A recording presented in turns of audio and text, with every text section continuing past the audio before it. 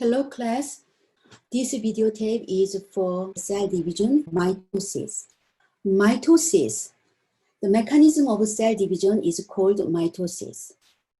New cells only come from pre-existing cells, and then only cell division produce new cells. Two cells formed from mitosis are called daughter cells, and the cell before committing mitosis is called mother cell. So one mother cell becomes two daughter cells. In unicellular organism, that single cell is entire body. We call that unicellular organism. When this unicellular organism undergo mitosis, it forms two daughter cells. Since single cell is its entire body, that cell division is equivalent to reproduction. Reproduction means making identical organism. For example, when you have a baby, that is reproduction. But mitosis to human, you have a gazillion number of cells to form your body, and one cell undergo mitosis to produce two cells. That does not mean reproduction.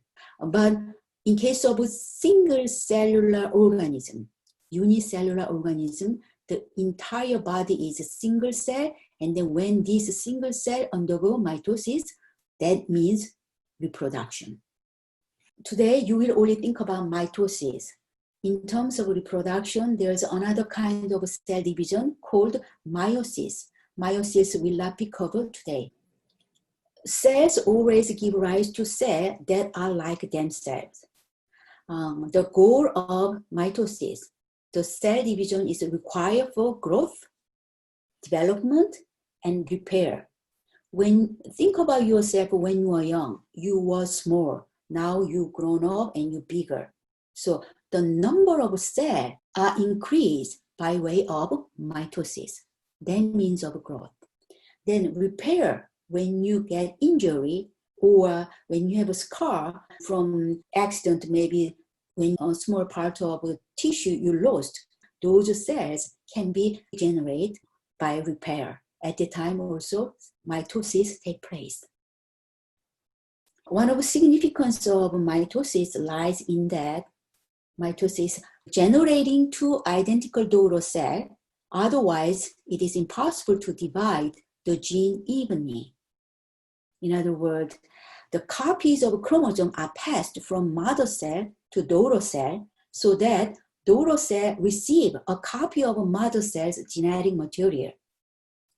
Therefore, the daughter cell nuclei receive the same number and same kind of chromosome as the mother cell has.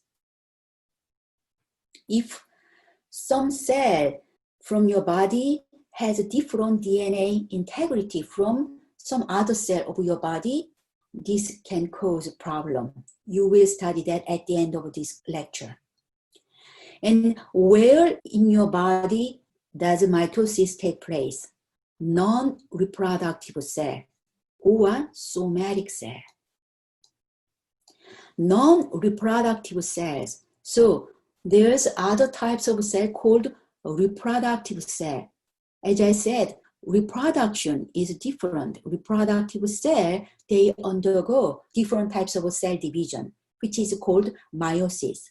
Except those reproductive cells, the rest part, we call them non-reproductive cell or somatic cell, they undergo mitosis.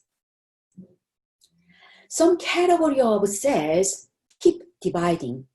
Some other category of cells is permanently differentiated. So in case of some cell permanently differentiated, then they have mitotic replacement rate. In case of skin cell, it's about 2 or 3 weeks takes. Replace old skin cell to new skin cell. In case of stomach, takes 2 or 3 days to replace new stomach cell, especially inner wall of stomach. Red blood cell it takes bone marrow produce new red blood cell with the interval of 120 days. So once red blood cell formed, it stays 120 days in a human body, and after 120 days, red blood cell disassembled. Then some component of a red blood cell can be recycled. Then bone marrow provide new red blood cell. So here's when stem cell divide one Doro cell. This Doro cell remains a stem cell. So this stem cell behave like this stem cell. Thus, continuing the line, this line continued. Okay? And the other Doro cell eventually differentiated into blood cell, bone cell, muscle cell, or nerve cell. Some cells behave like a stem cell. Some other cells capable of dividing and permanently differentiate into cell. Therefore, this blood cell has some lifespan, such as 120 days. The stomach cell had 1 or 2 or 3 days, and skin has 2 weeks. Those are the replacement rate.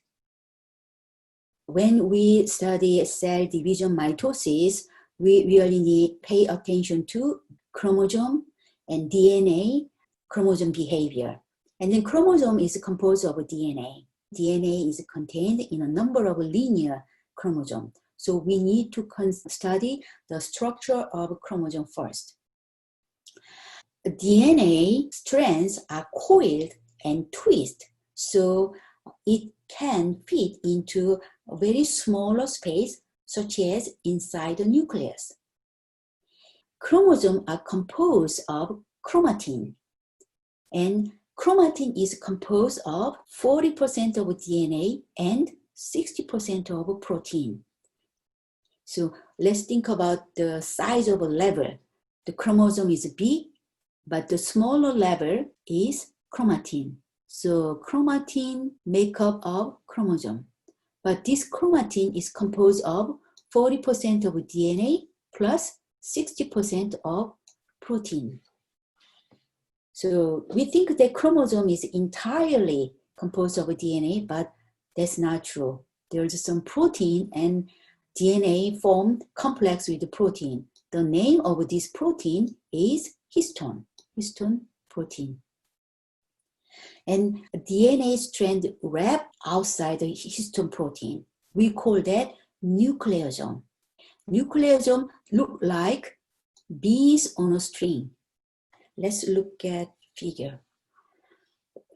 Look at here. This is a DNA strand. Can you see green string? These are DNA strands. Can you see this blue like ball shape on the top 4, the below 4? So 8 histone. This is the name of histone. 8 histone protein formed this one, and then outside 8 histone protein, DNA wrap this 8 histone protein. We call that nucleosome. So this is nucleosome. This is nucleosome, and then this is nucleosome. So nucleosome look like bees on a string. These look like a bead, and then here is the below of more 4 bees, and then DNA is gonna wrap outside 8 histone octamer. Octamer means 8, and then we call these bees on a string. And this structure is called nucleosome. Many nucleosomes are packaged into thin string-like fiber, which is called chromatin. This is called chromatin. Nucleosome is composed of DNA wrapped outside histone protein. We call them nucleosome. Many nucleosomes, they package into thin string-like fiber. Thin string-like fiber, we call that chromatin. These chromatin undergo further condensation to form chromosome. The complex DNA and histone molecule coiled tightly form a compact chromosome, so the chromosome can fit inside the nucleus. Look at here one more time, DNA double helix, and then this is histone protein. When a histone protein formed, we call that histone octamer. And then outside a histone protein, this blue line indicate DNA strand. We call this nucleosome. Many nucleosomes packed together to form string like fiber. We call this chromatin. This chromatin further coiled and twist and compact to form chromosome. And then these chromosomes, they really tightly packed. Therefore, they can sit in small space such as nucleus. Let's briefly review about DNA structure. DNA, this is one strand of DNA. And DNA is composed of phosphate, sugar, and base. Sugar phosphate forms backbone of one DNA strand, and nitrogenous base protrude out of a single DNA strand, form complementary base pairing with other base protrude from the other DNA strand. So DNA always exists double helix. Sometimes DNA exists as a single strand very for short moment for specific other reason. Normally, DNA always forms double helix. In terms of sugar, there are two kinds of sugar. For DNA, this deoxyribose sugar. In terms of RNA, this is ribose. If you look at the second carbon, DNA does not have oxygen, oxy, but deoxy means no oxygen. Pentose sugar for DNA has this chemical structure, but RNA has oxygen, so they do not put deoxy, they just put ribose. There are four kinds of bases: adenine, guanine, cytosine, thymine. But they have a specific rule to make complementary pairing. So adenine always bind to thymine. Guanine always bind to cytosine. Based on their structure, if we look at adenine and guanine, you can see more bulky ring structure here. So this adenine and guanine belong to purine group. And cytosine, they show less bulky structure. So cytosine and thymine belong to pyrimidine group. Chemical bond must form between purine and pyrimidine, not within purine, not within pyrimidine. Why? Why adenine always base pair with only thymine? Why adenine cannot base pair with cytosine or guanine? If you look at adenine and thymine, you can see this is hydrogen bond. This dot line, this is hydrogen bond. One hydrogen bond and two hydrogen bond. When you look at base pairing between cytosine and guanine, you can see 1, 2, 3 hydrogen bond. According to their chemical structure, adenine and thymine can form only 2 hydrogen bond, whereas cytosine and guanine can make 3 hydrogen bond. Therefore, adenine cannot bind to cytosine or adenine cannot bind to guanine because the number of formation of hydrogen bond is different between adenine and guanine or between adenine and cytosine. So adenine always bind to thymine, cytosine always bind to guanine. One more time, when you look at this is a single DNA strand. When you look at the orientation of a DNA strand, one end of a DNA strand we call 5' end. Why? Because the 5th carbon on sugar attached to phosphate. So 5' phosphate end or 5' end. And the other end of DNA strand is, we call that 3' end because hydroxide group attached to 3rd carbon of sugar molecule. So we call that 3' end. always DNA strand has one end is 5' and the other end is 3'. Here's a DNA double helix. You can see here phosphate group and sugar and base. These nucleotides carry guanine and form base pairing with cytosine with the other DNA strand. When you look at this strand is a sugar phosphate backbone.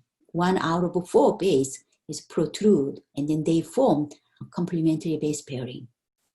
This is the normal form of DNA double helix. 2 DNA strands twisted. But once you uncoil 2 DNA strands, this is 1 DNA strand and then this is the other DNA strand, and then you can see base pairing.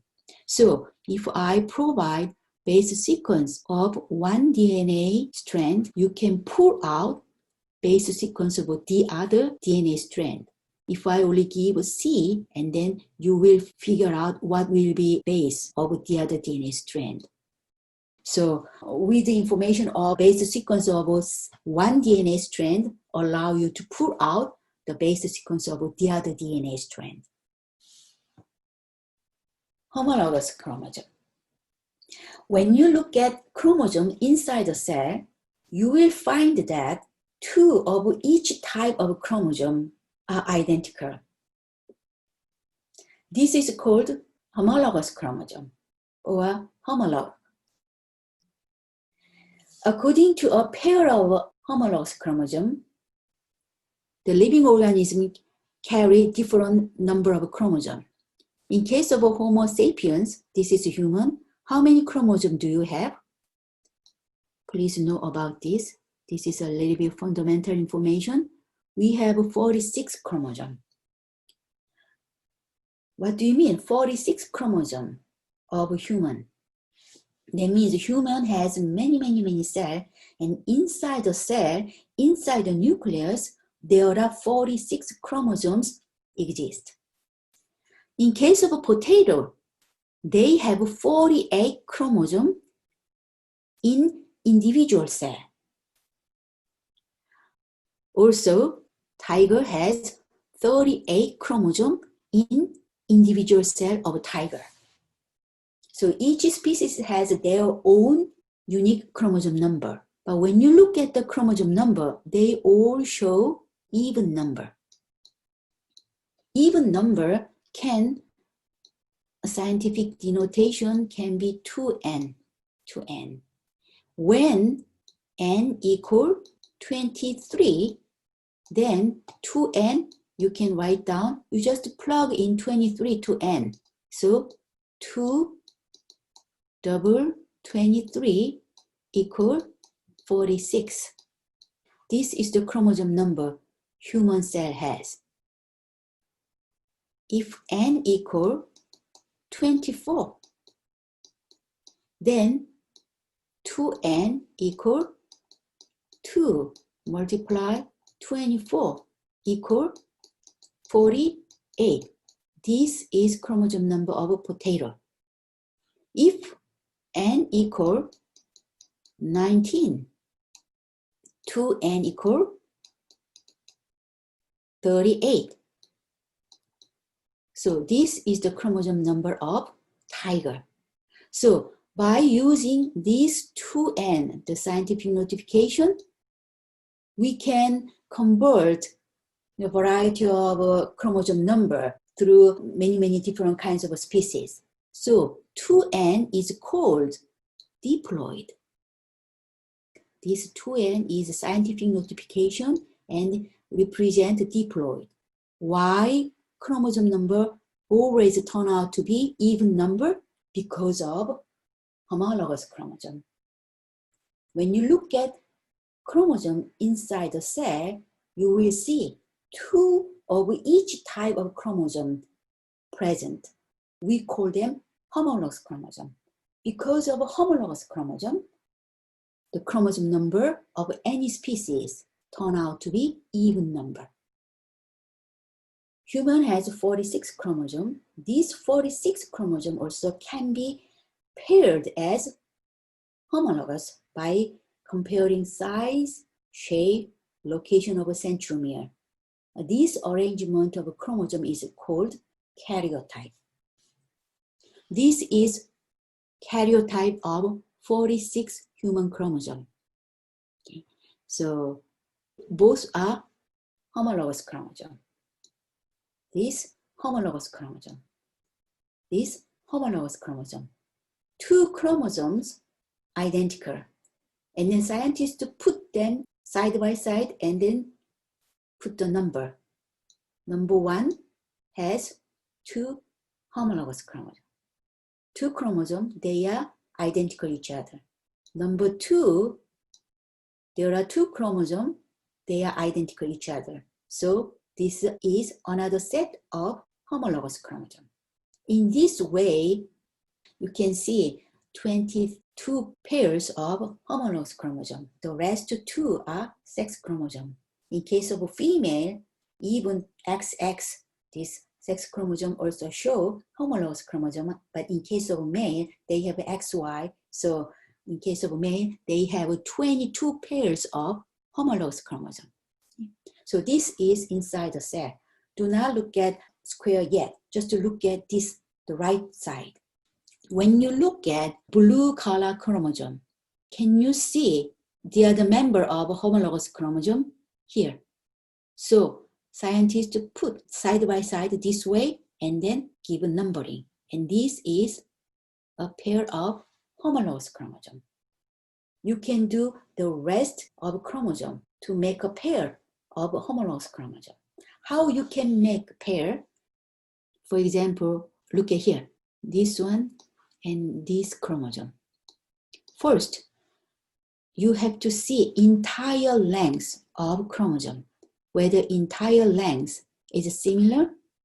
Okay, then look at this chromosome. Can you see not exact center, but a little bit a knob-like a structure? We call this centromere. Above centromere, we call this short arm. Below centromere, we call this long arm.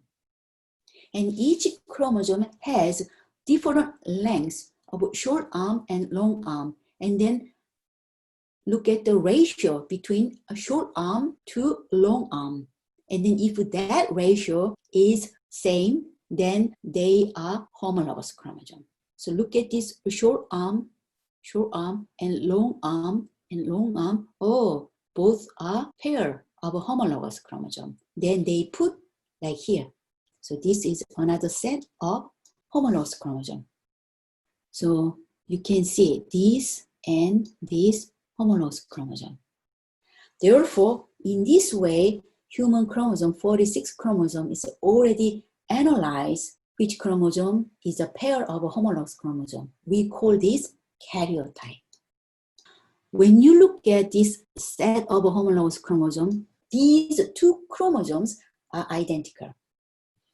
Today you might learn new terminology, chromatin, homologous chromosome, centromere. Now you are studying a sister chromatid. A sister chromatid means this word is related to cell division. When the cell decide undergo mitosis, think about it, one mother cell become two daughter cell. So this one mother cell increase content double so that they can evenly provide proper amount of cellular contents to each daughter. So before cell division, mother cell increase, doubling in terms of cellular contents as well as DNA content. So sister chromatid means before cell division, each chromosome replicate or duplicate, resulting in two identical copies. Sister chromatids remain tightly joined through centromere. Centromere is like knob-like structure in the middle of each chromosome. So this is one chromosome before cell division occur. This is unduplicated chromosome. It's not related to cell division. the cell does not undergo cell division every moment. Suppose one mother cell divides into two daughter cells, and then these two daughter cells sometimes stay long until the next round of cell division. Some cells immediately, once daughter cell formed, then daughter cells sometimes quickly undergo another round of cell division. Every tissue, every cell has a different situation. But when you look at this unduplicated chromosome, this is not related to mitosis yet. But when the cell determines we need to divide, then this unduplicated chromosome in the mother cell increase amount doubled. We call this sister chromatid. When you look at these, sister chromatid do not count this chromosome as two chromosomes. This is wrong. Still one chromosome. Whenever you count chromosome, count the number of centromere. Even though the chromosome, once duplicated, then centromere hold these two sister chromatid. Therefore, this is one centromere. Therefore, still this is one chromosome. But this one chromosome is duplicated condition. Chromosome duplicate increase DNA content in order to prepare for mitosis. We call that sister chromatid. Homologous chromosome is always there regardless of cell division occur or not. Okay. Sister chromatid only can be addressed in relation to mitosis. If the cell does not undergo mitosis, the chromosome doesn't have to be duplicated. Therefore, there is no sister chromatid. And then this is a centromere region. And then there is some protein complex called kinetocoa protein complex attached to centromere region. You will see this one a little bit later when cell undergo mitosis. Homologous chromosome, this is one member of homologous pair, the other member of a homologous pair. They are homologous chromosome. When the cell decide, okay, we are going to do mitosis, then one member of homologous chromosome duplicate, and the other member of homologous chromosome also duplicate. So they form sister chromatid. This is a sister chromatid. Still they are homologous pair, but this homologous chromosome in the state of sister chromatid. Without mitosis, homologous pair just is enough, it's okay without duplication. Non-duplicated form of a chromosome is okay if the cell is far from mitosis. But when the cell decide we need to undergo mitosis, then each member of a homologous pair duplicate, and then still they are homologous pair, but they form duplicated chromosome. We call this sister chromatid. And this one and this one, we call this non-sister chromatid.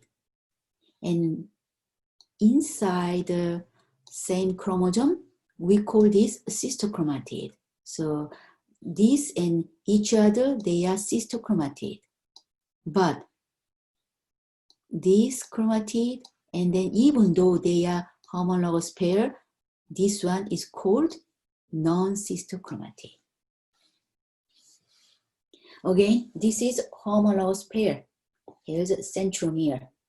And for mitosis take place, this homologous chromosome duplicate or replicate a same meaning. And then they have sister chromatid. These are sister chromatid, two sister chromatid. And still they are homologous chromosome, but they form two sister chromatids. And this one chromatid and this, we call that non-sister chromatid. So do not confuse sister chromatid with homologous chromosome. homologous chromosome always present in the cell. A sister chromatid can be formed in relation to mitosis.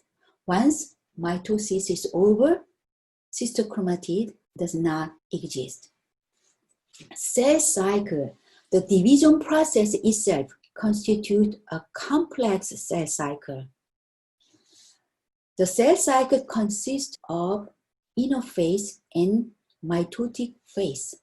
Mitosis, we call this mitotic phase. Mitotic phase immediately followed by cytokinesis. Except mitosis and cytokinesis, the rest phase is called inner phase. So cell cycle means each cell has lifespan with respect to mitosis. One round of mitosis occurs, and then until the next round of mitosis, we call that cell cycle.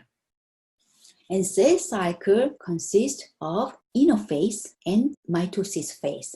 You can include cytokinesis in mitosis together. It's not that big different. Here's mitosis. And then the rest part, G1, S, G2, we call that inner phase. Inner phase is not a phase of mitosis. Inner phase set the stage for cell division. And if you look at inner phase also composed of 3 subphases, that is G1, S phase, and G3 phase. Entire cell cycle is composed of inner phase plus mitosis. And this inner phase is composed of G1, S, G2 phase. Therefore, if you look at cell cycle, 90% of cell cycle occupied by inner phase. What happened during inner phase? Before mitosis begins, the cell prepare. During G1 phase, cell's contents except chromosome are duplicated. So in the cytoplasm, maybe centrosome duplicate, and the plasmic reticulum duplicate, lysosome duplicate.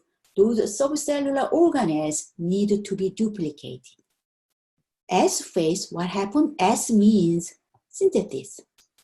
Synthesis of what? Synthesis of chromosome or DNA. Can you see? Here is just a chromosome, but duplicated of chromosome. We call this what? Sister chromatid. Sister chromatids of each chromosome produced during S phase.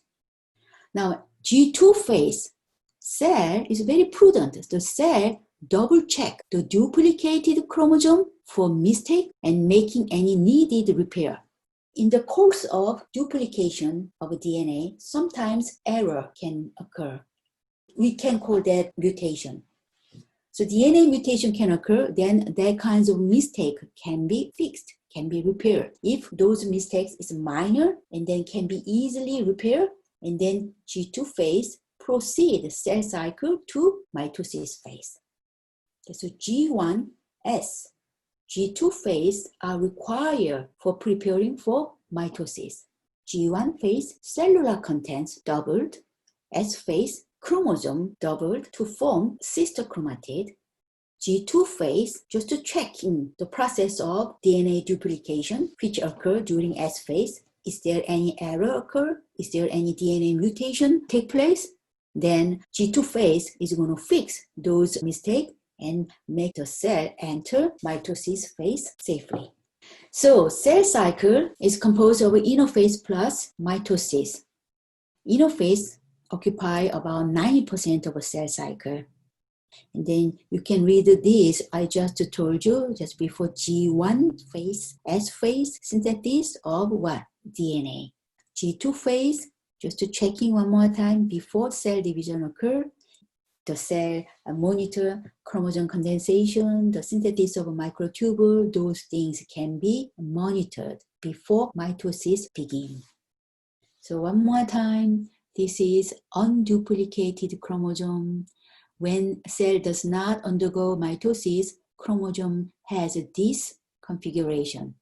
But the cell decide to commit mitosis, the chromosome, the DNA doubled. We call this sister chromatid. So duplicated chromosome can be produced during S phase in cell cycle.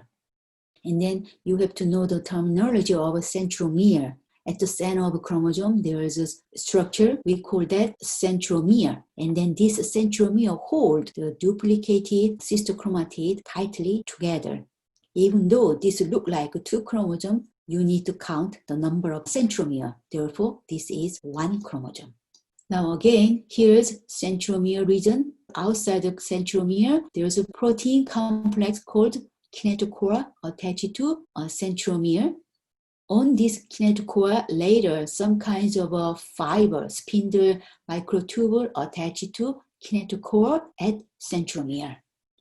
Okay, once again, this is unduplicated chromosome.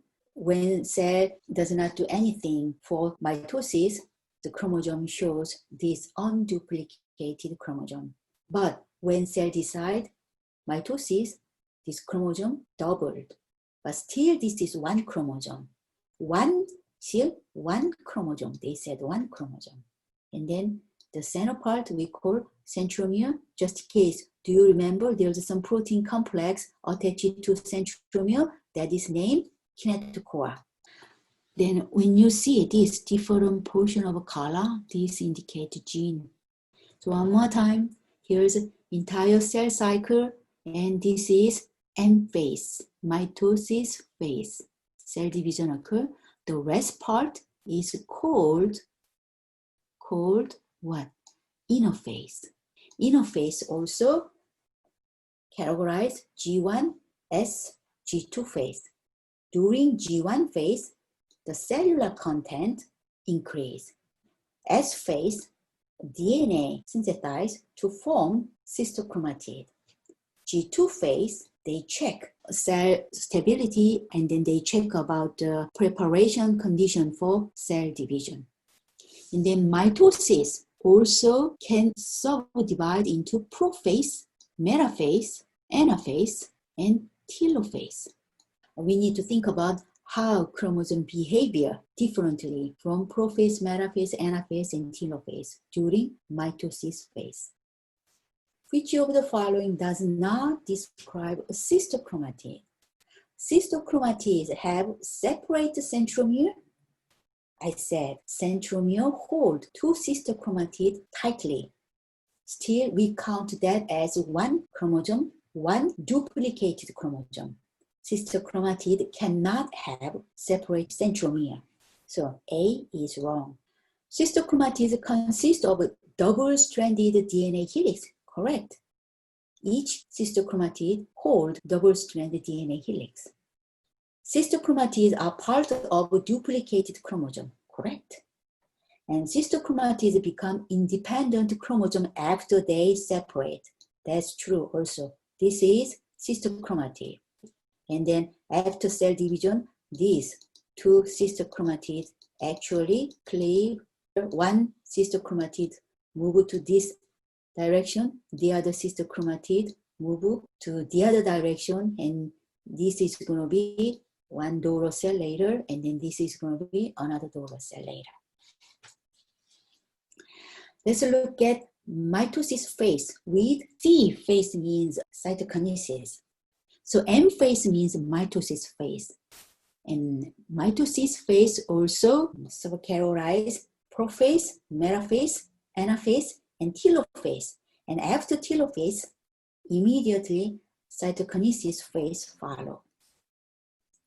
And then before we start prophase, metaphase, anaphase, telophase, let's study mitotic spindle first.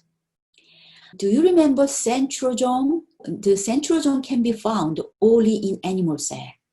And then do you remember like this? Centrosome have this, a pair of centriole, and another like this. This is a centriole. A pair of centriole form centrosome. This is a centrosome. Upon mitosis, this centrosome produce spindle fiber. we call this spindle microtubule or spindle fiber. It's like a string structure. Microtubule is one of cytoskeleton. Do you remember?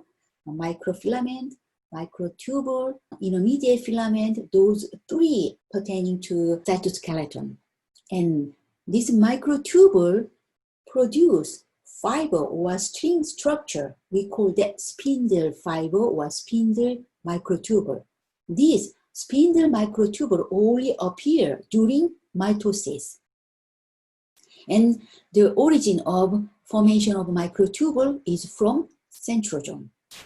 And then two centrosomes are formed during interphase. So during interphase, actually, this single cell has this one set of a centrosome, but when the cell decides to mitosis, and then this centrosome duplicate.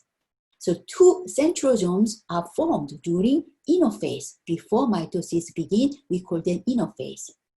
And then each centrosome migrate to opposite end of the cell during prophase. So for cell division, another centrosome produce, and then this centrosome move to one end of cell. Imagine that another centrosome move to the other end of the cell.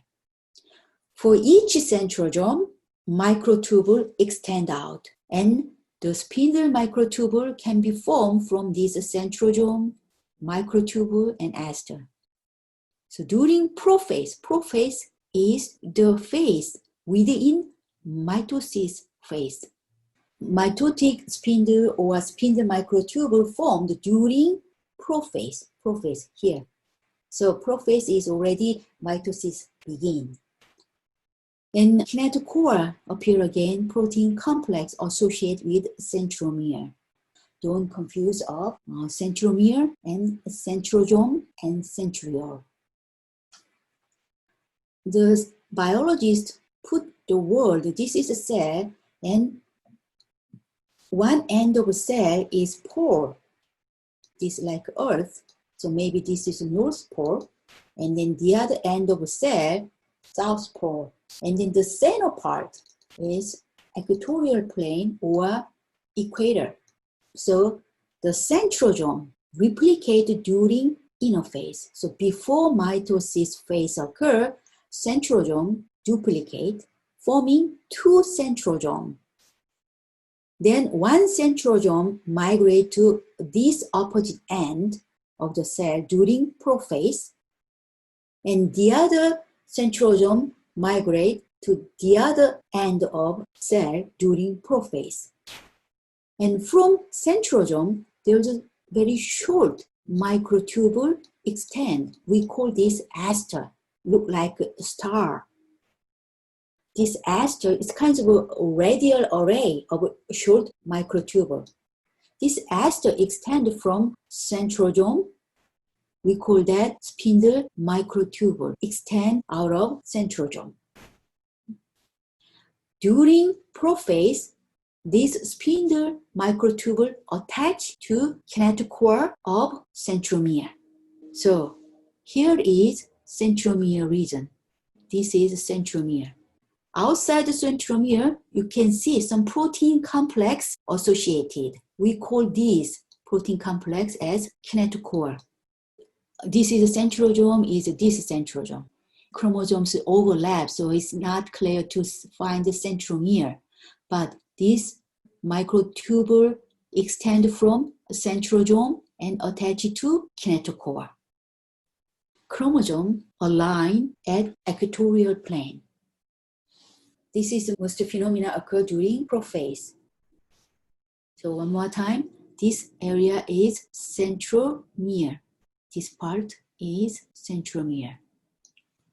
And centromere is part of a chromosome.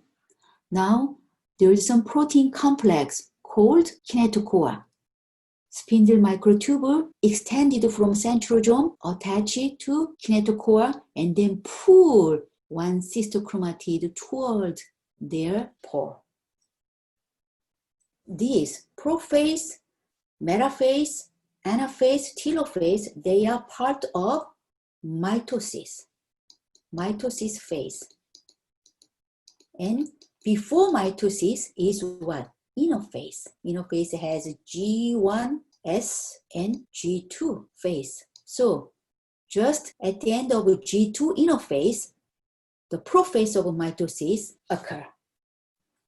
During mitosis, and then each phase of prophase, metaphase, anaphase, and telophase, you have to observe how chromosomes behave differently along each phase. Let's look at the chromosomal behavior first. In interphase, you can see nucleolus inside the nucleus. And then you can see clear nuclear envelope. And then you can see the chromatin is relaxed, uncondensed state, relaxed.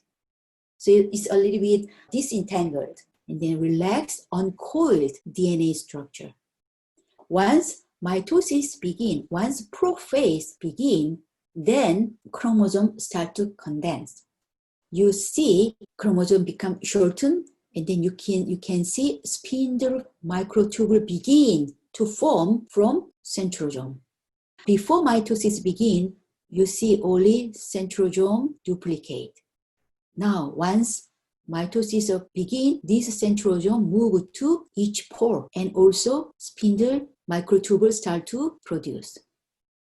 A little bit later, so pro-metaphase is a late prophase. You can put this just into a prophase together, it's okay. During late prophase, what happens is this nuclear envelope dismantle. And the nucleolus, you cannot see during prophase. Nucleolus, this one disappear. What else? Even late prophase, you can see spindle microtubule extend more and more, and then try to attach it to kinetochore. This is the happening during prophase. This spindle microtubule attached to kinetochore during prophase. Then kinetochore microtubule lined up the chromosome at the cell's equator. The chromosome aligned at the center of the cell. In anaphase, this spindle microtubule attached to kinetochore and then pull one sister chromatid toward their pore. There are two sister chromatids. Two sister chromatids separate.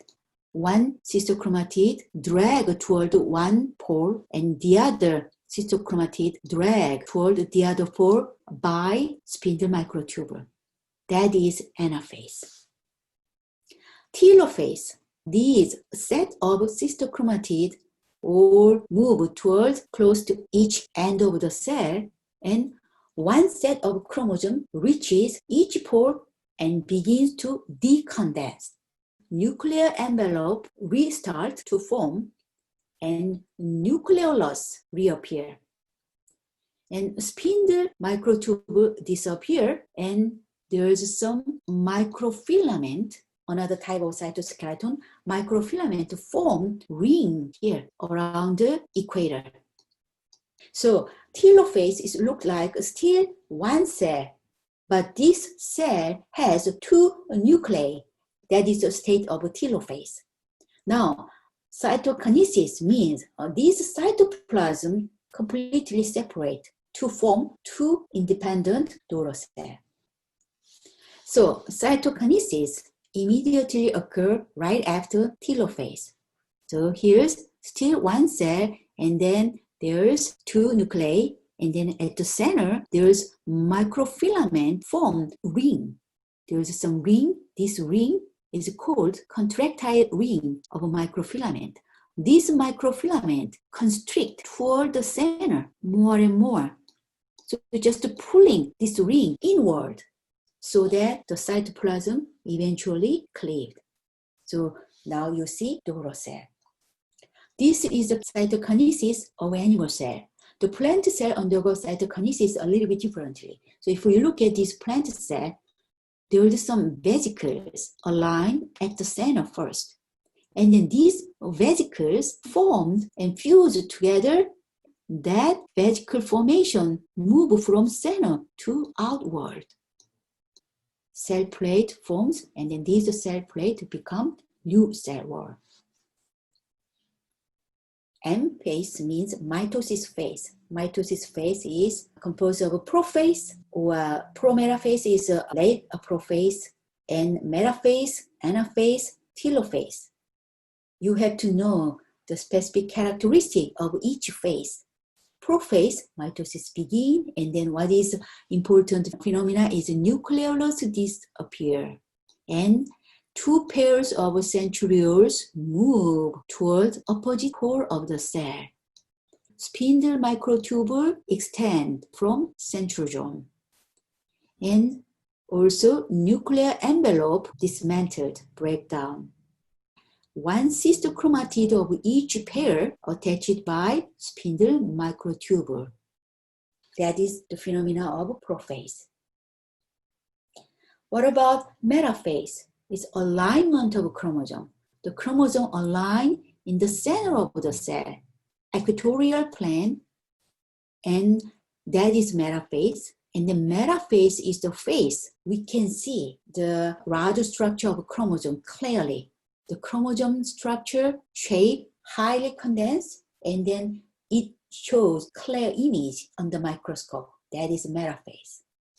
And anaphase is separate of two sister chromatid. So two sister chromatid separate, and spindle microtubule drag one sister chromatid to one pole, and spindle microtubule drag the other sister chromatid to the other pole. When each sister chromatid finally arrives at pole, each pole has one complete set of chromosomes. Then telophase is reformation of a nuclei. So it's still one cell, but there are two nuclei. Spindle microtubule disappear, and the nuclear envelope reform, and nucleolus start to appear again. In cytokinesis, cytoplasm divide, creating two daughter cells. And in case of cytokinesis in animal cell, they form cleavage furrow. So when these microfilament ring constrict toward inward, then this one, we call that cleavage furrow. And then cytoplasmic organelle have already been replicated and resorted to the area that will separate, become daughter cells. So cytoplasmic organelles have already been replicated during when? G1 phase of inner phase. Cytokinesis in plant cell, cell plate form during cytokinesis. Vesicles align at the center first. These vesicles can be formed from budding up of Golgi apparatus. Golgi body has many extended vesicle condition, and then some of the terminal vesicle budding up from Golgi apparatus and then align at the center of the cell. And then this vesicle is going to form together. So from center toward cell wall direction, this vesicle formation extend, and then eventually they form cell wall. So two daughter cells can be formed. Now, cell cycle control system, what is the meaning? The cell cycle, we already studied inner phase plus mitosis phase. That is a cell cycle. This cell cycle can be controlled. So the sequential event of cell cycles are directed by a distinct cell cycle control system. It's similar to clock. This clock has a specific checkpoint at which the cell cycle stops until go-ahead signal is received.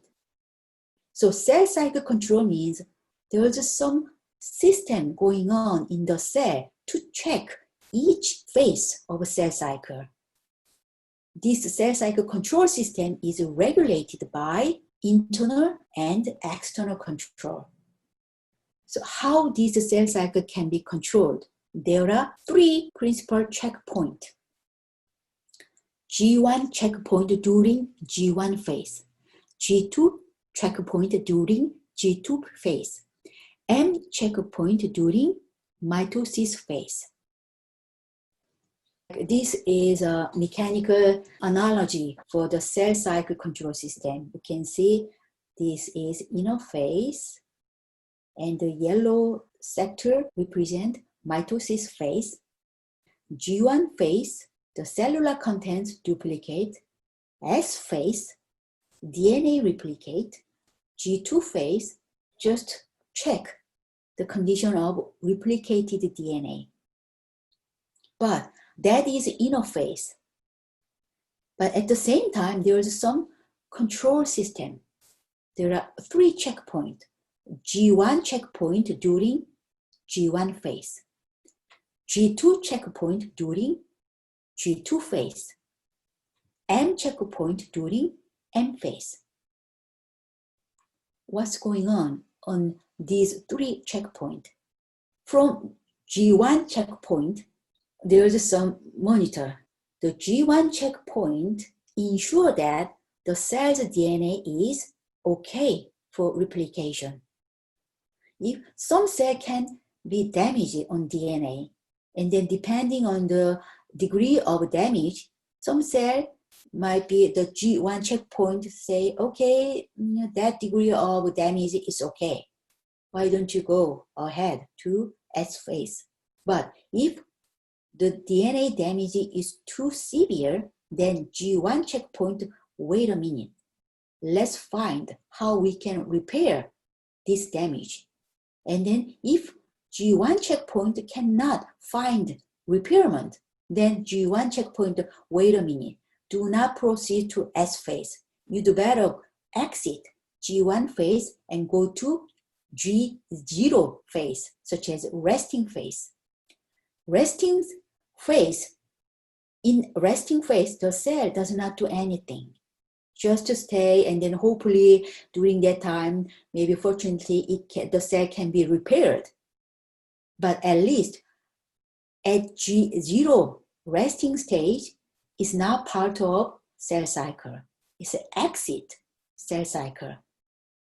So G1 checkpoint determine the cell's DNA integrity.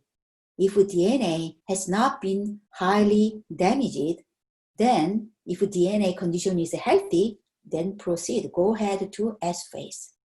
And during S phase, a DNA replicate. And from G2 checkpoint, during DNA replication, there is some mistake can occur, some mutation can occur. Then G2 checkpoint monitor the mutation state of occur during S phase. If mutation occur too much during S phase, G2 checkpoint, okay, stop, no more proceeding. The cell cycle stop here, and then they do not undergo mitosis. So G1 checkpoint occur right after G2, right before the beginning of mitosis phase. Maybe the cell passed through, okay, the DNA integrity is good by G1 checkpoint, and DNA replicates successfully, so G2 checkpoint pass, and then you are committing mitosis. But even in the middle of mitosis phase, there is one more checkpoint. The cell monitor whether spindle microtubule attached kinetochore correctly, and then the cystochromatid properly pulls toward each pore. All these things check. And then if something wrong, one cystochromatid drag into wrong direction, then the chromosome number, the result of a daughter cell will have a different chromosome number. Then this M checkpoint stop. Even they do not proceed the rest of mitosis phase. So there are 3 checkpoints throughout cell cycle. G1 check, G2, M checkpoint.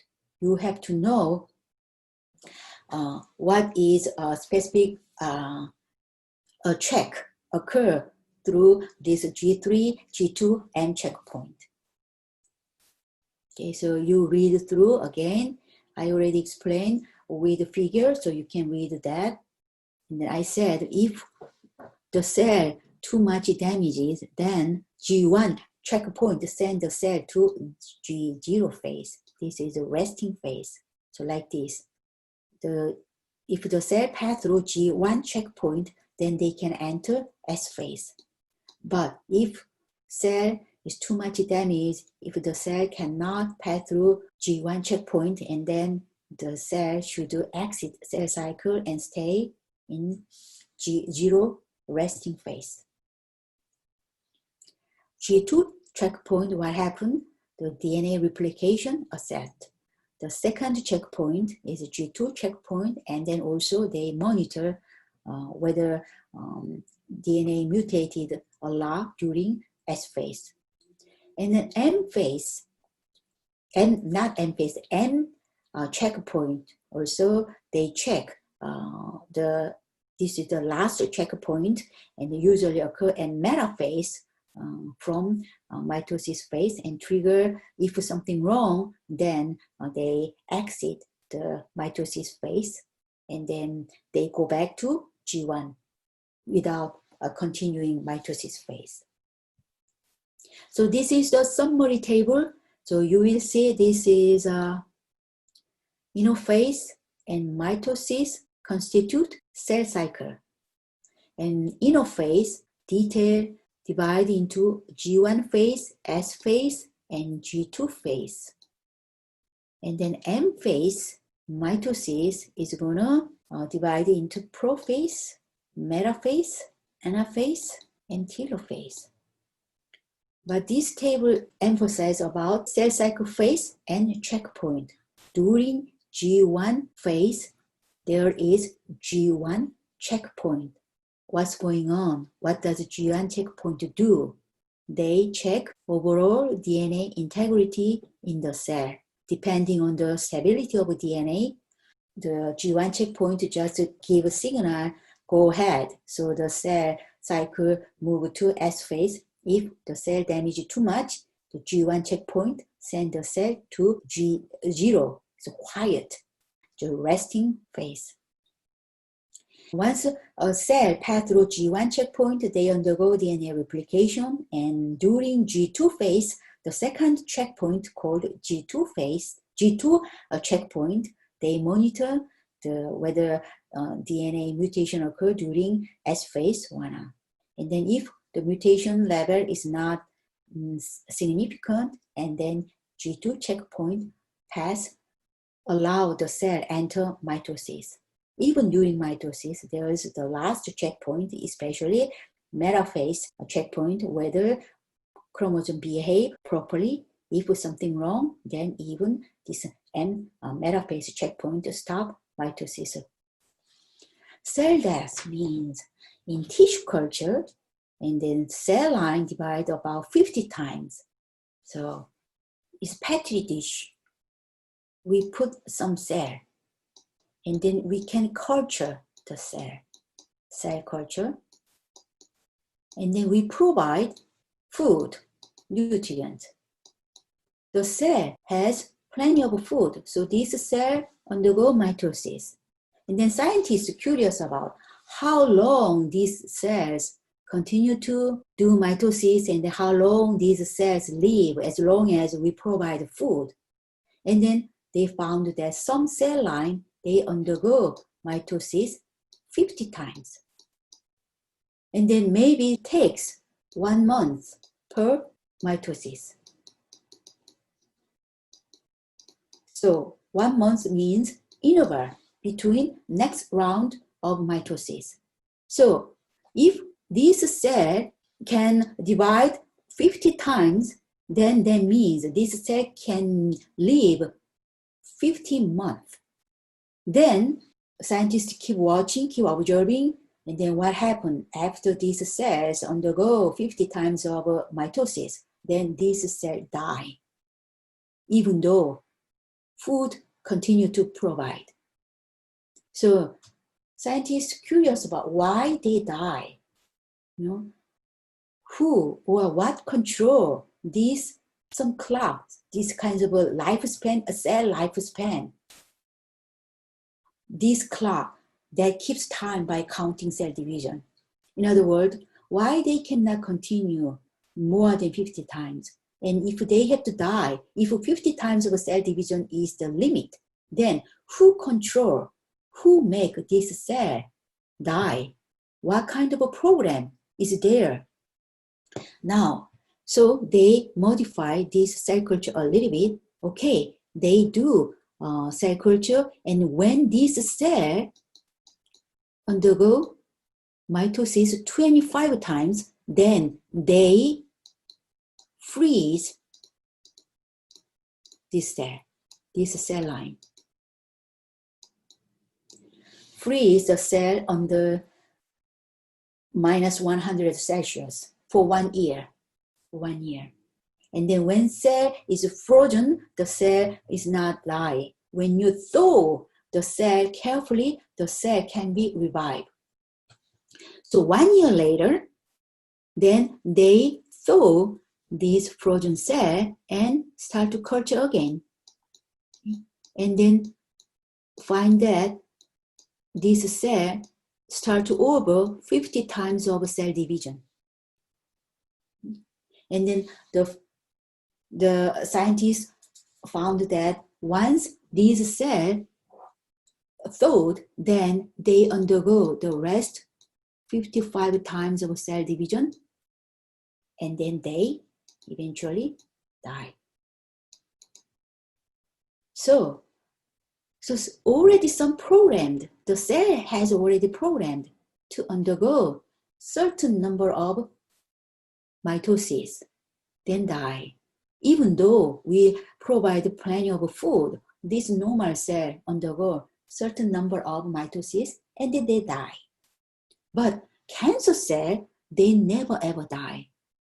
As long as food supplies provide, then the cancer cell never ever die. They live forever, endlessly. So all other cells in your body, the normal cell, contain some kinds of clock. Okay, this cell line will undergo 50 times of cell division, mitosis, and die. Some other tissue, okay, you will undergo mitosis maybe 70 times, and then you die. Sometimes some cell, only you 20 times and die, something like that. This hidden clock is already programmed to the cell. This hidden clock keeps time by counting cell division, and when the last time of cell division comes and then the alarm goes off, the cell die. Then who control this hidden clock? What control this hidden clock? There's protein named growth factor. It's like a hormone-like molecule. This growth factor can be released when your tissue gets injury. Then the neighboring tissue, we need to help this damaged tissue, and then we need to speed up, we need to elevate mitosis so that this damaged scar or injured area can be replaced with a new cell quickly. So your body really has a good defense system. So a cell division cycle is regulated by sophisticated group of protein called growth factor. This growth factor can be released from neighboring cell when you get injury, when you lose some tissue of a cell, so that this growth factor is going to maintain homeostasis. So here's a growth factor release when you get injury. During development or when the cell get injury, a variety of cells release growth factor. And then this growth factor bind to growth factor receptor on plasma membrane. Once growth factor bind to growth factor receptor, then cyclin, here's another kind of protein, cyclin produced. And then cyclin, once synthesized, this cyclin then bind to cyclin-dependent kinase. They are all soluble form of a protein. They are not transmembrane protein, but in the cytosol, there's many kinds of soluble proteins are present. And one of them is a cyclin. Cyclin can be synthesized once growth factor binds to receptor on the membrane. Once the cyclin is synthesized, then cyclin binds to cyclin-dependent kinase, which is another protein fluorine in the cytosol. So cyclin and cyclin-dependent kinase complex is formed. These complex stimulate DNA replication. This cyclin and cyclin-dependent kinase complex stimulate the synthesis of a protein that are required for DNA synthesis. Therefore, the cell can enter S phase. And cyclin-dependent kinase complex not only stimulate certain protein synthesis, but also some chromosome condensation, nuclear membrane breakdown, spindle formation, attach of a chromosome to the spindle. All these kind of activity required during mitosis can be controlled by cyclin and cyclin-dependent kinase complex.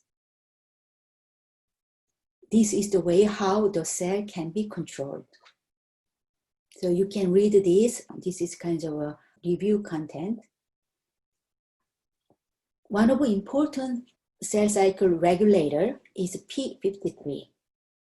Just before we learn about cyclin with the cyclin-dependent kinase complex can control some protein which play a role during mitosis.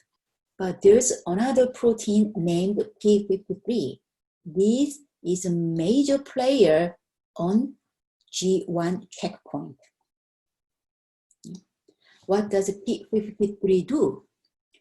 What kind of monitoring occurs on a G1 checkpoint?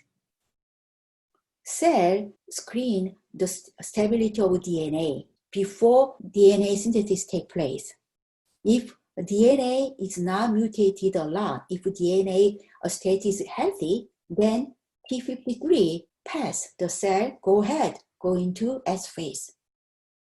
But if P53, this protein detect damaged DNA, then P53 halt cell division and stimulate the enzyme to repair the damage. So the cells start to repair the damage first. But if the damage level is high, then the cell might not repair that damaged cell. Then P53 determine, oh, this cell cannot revive. It's impossible to make this cell healthy. Then P53 command the cell kill itself. We call this apoptosis, or committing suicide, or programmed cell death. So cell is really smart. If the cell is damaged too much, and then the repairing system of the cell cannot handle this damage, then P53 command, no, we'd better not keep this cell. Let's just make this cell die. We call that apoptosis, or committing cell suicide, or programmed cell death. Why P53 determined to kill the cell? Because P53 prevent the formation of a tumor. If this damaged cell continue to proceed S phase, continue to G2 phase and undergo mitosis, the daughter cells also highly damaged. The next generation granddaughter cells also damaged. And then the population of a damaged cell is propagate. That can form tumor. So before that happen, P53 control command, okay, this cell is too much damaged, too much mutated. There's no way to make this cell go back to healthy condition. Then, okay, this cell shouldn't be released, needs to go away. So that P53 does not want to have any tumorogenesis cell. But P53 is protein also produced by the gene P53 DNA. If DNA of 53 mutated, then protein p53 does not function properly. Then the damaged cell easily pass through G1 checkpoint. None of the protein bother this damaged cell at G1 checkpoint because p53 malfunction, cannot function properly. If p53 mutate, then it's a high probability to get into the process of cancerogenesis. In about 50% of cancer, p53 protein does not function because the DNA of p53 also damaged by maybe chemical or radiation. So the p53 protein no longer function properly. The abnormal p53 does not stop cell division, so the damaged DNA strand is replicated, resulting in damaged cell. So p53 has another name, is a tumor suppressor gene if p53 is not mutated. If p53 work normally, then this p53 prevent the origin of a tumor cell. Therefore, we call p53 tumor suppressor gene. Tumor suppressor gene protein trigger cell suicide, apoptosis. It's in the normal cell, but this normal cell mutate too much, excessive DNA damage. And then this cell cannot return to healthy state. Then p53, okay, this cell commit suicide. We call this apoptosis. And then this p53 monitoring just G1 checkpoint, here at G1 checkpoint. So cancer is loss of cell cycle control, p53 mutated, and then G1 checkpoint does not function, and the damaged cell just go ahead through G1 as G2 M phase. So this damaged cell continue to propagate the another damaged cell, and they form colony. So the loss of cell cycle control is the beginning of cancerogenesis. Nucleus size of cancer cell is much larger than nucleus size of a normal cell. And then they have enormous capacity. They do not need even growth factor to stimulate, to produce some protein required for DNA synthesis. They have their own growth factor. Cancer cells have abnormal cell cycle control system. The cell cycle really shorter than normal cell. That's why cancer cells undergo mitosis much faster than normal cell, and then they form quickly colony. The normal cell converted to cancerous cell by a process called transformation. Okay? So cancer cells that are not eliminated by the immune system form tumor. The abnormal cells remain only at the original site. The lump is called benign tumor. Some abnormal cells just stay there. They grow. The number of abnormal cells grow, but they just stay in one spot. And then if a doctor find it early, then just from surgery, you just take out the lump of abnormal cell, then you'll be okay. Now, cancer, the growth disorder of a cell, the cell cycle control is disrupted. Unrestrained cell growth and division, and then a defect in the regulation of a cell cycle. Cancerous with multiple genomic problems, so DNA cannot be repaired, p53 mutated, not function properly, replication of a DNA, damaged DNA strand, and abnormal cells can proliferate. Then all these conditions brings cancer.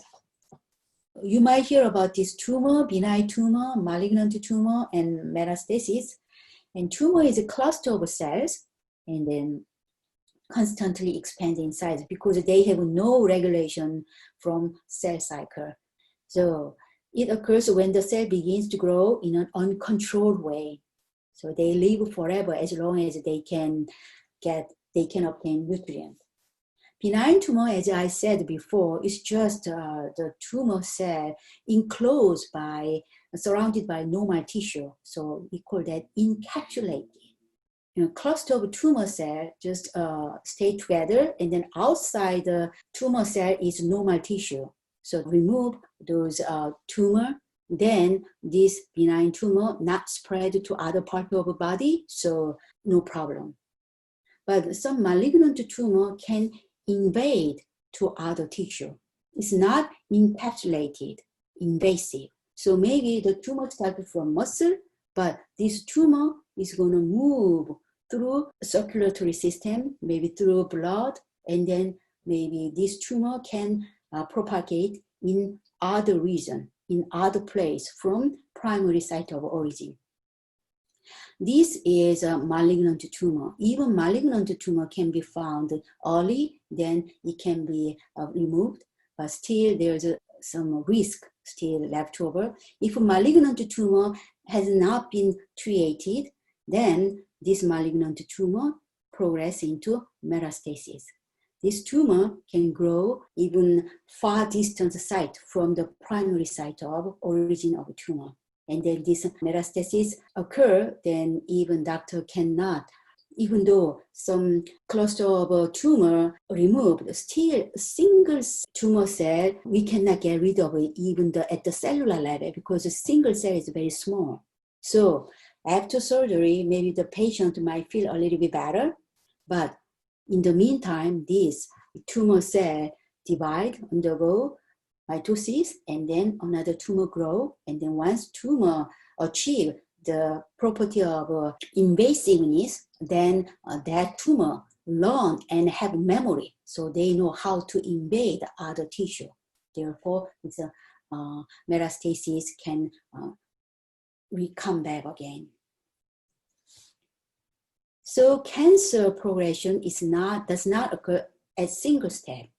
It requires several mutations. For example, mutation inactivate tumor suppressor gene, such as p53, and the damaged cell proliferate, and another mutation inactivate the DNA repair gene, another mutation of a proto-oncogene to oncogene, another mutation inactivate some other kinds of tumor suppressor gene. p53 is most representative of tumor suppressor gene, but there are some other kinds of tumor suppressor gene also present in the cell. And those also mutated, then through this multiple step, the cancer really develops. So cancer can be caused by series of mutation. So carcinogenesis is also normal cell, but through the series of mutation, then eventually this normal cell transform into malignant cell.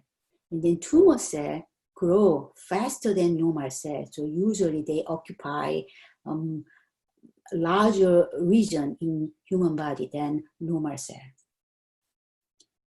And depending on the location of cancer, there is some different name of a cancer. Scientists put that. Carcinoma is most common type of cancer in areas. Carcinoma arises from the cell that cover internal body surface or external body surface, such as lung, breast, colon, most frequent cancer in carcinoma. And sarcoma cancer region arising from the cell found in the supporting tissue of the body, such as bone, cartilage, fat, connective tissue. In that area, when tumor grow, the cancer arise, then we call that sarcoma. And lymphoma are cancers that arise in lymph node or lymphatic system. And leukemia are cancers of immature blood cells that grow in the bone marrow and tend to accumulate in large numbers in the bloodstream. We call that leukemia. There are 3 highest risk of cancer in the US. That is breast cancer and lung cancer and colon cancer. This record is about a couple of years ago. I'm not sure whether this year, last year changed, but as far as breast cancer, Lung cancer and colon cancer are the more prevalent cancer in the US. In different countries has a different high top risk of cancer in different regions. So depending on their lifestyle. Okay, this is the end of mitosis.